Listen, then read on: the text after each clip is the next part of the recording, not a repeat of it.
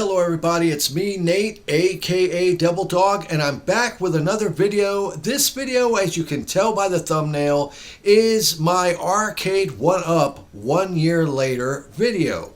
Now, the whole purpose of this is to let you people know with these Arcade 1-Up cabinets how they hold up after a year's worth of being played on a regular basis. I mean, beat up and put away wet type played. I mean, massive amounts of hours spent on these. Now, you'll see from the video that I've moved all my Arcade 1-Up cabinets over to my buddy's house because he has a loft, so we turned it into the game room. It's a little mini arcade, so to say.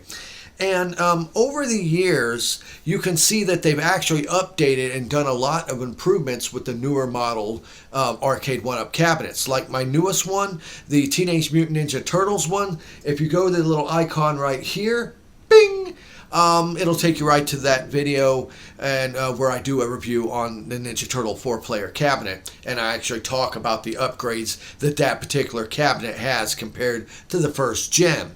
Now, the first gen ones, like I have, were the Rampage cabinet. What was the other one? The Final Fight cabinet. That was near the end of the first season.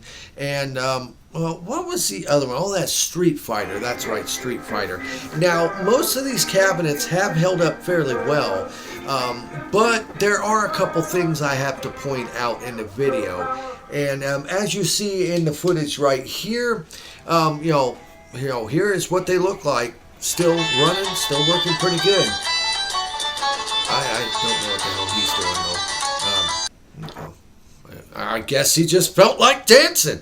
But as you can see, all of them still work perfectly fine.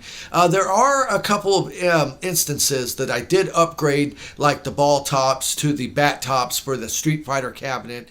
And there is an issue that I'm having with the Rampage cabinet. As you can see right here, the artwork has faded on certain areas of the cabinet. Now keep in mind, I coated these with a clear epoxy quite a long time ago, and it still actually has worn off a little bit of the artwork. Now, you can go and contact Arcade 1-Up, and they will sell you the replacement artwork and the laminate tops, the plexiglass covered tops to protect the artwork. Now, I'm not going to get mad at Arcade 1-Up because they did have a cutoff point when they were giving away the free replacement parts for it. And if you waited too long, you couldn't get it. But they still sell replacement ones, so you can buy them to replace it. Now, honestly, other than the artwork that's faded on the Arcade 1-Up Rampage cabinet, I have not had any problems with any of the other cabinets except for oddly enough, I don't know why it did this, but my Final Fight cabinet, the volume control started not working, and it took a while of turning it on and off before it worked again. I think some gunk or something got down in the switch area and was making it to where it didn't want to turn on.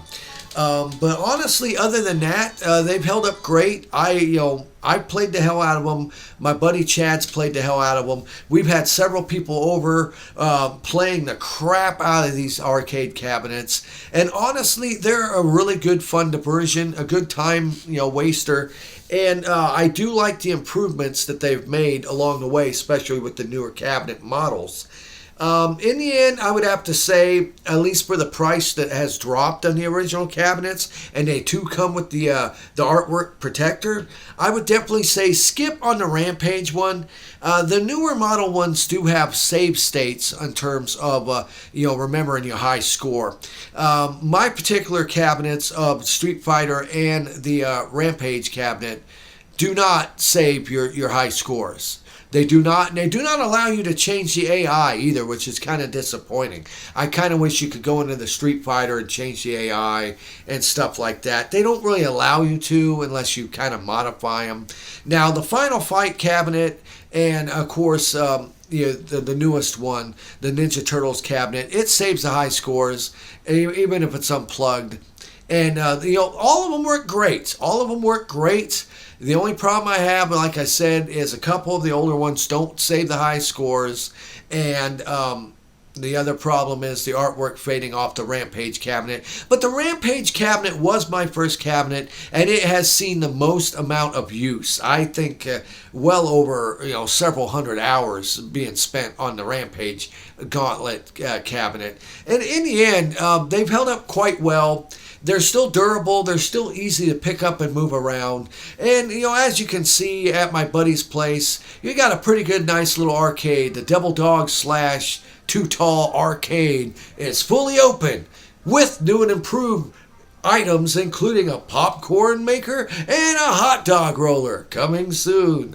But, in the end, I am a huge fan of the Arcade 1-Up cabinets. I like them. I think they're good for what they are. You can always go out and just buy yourself a Raspberry Pi, build yourself your own cabinet, and have, thousands of games that way.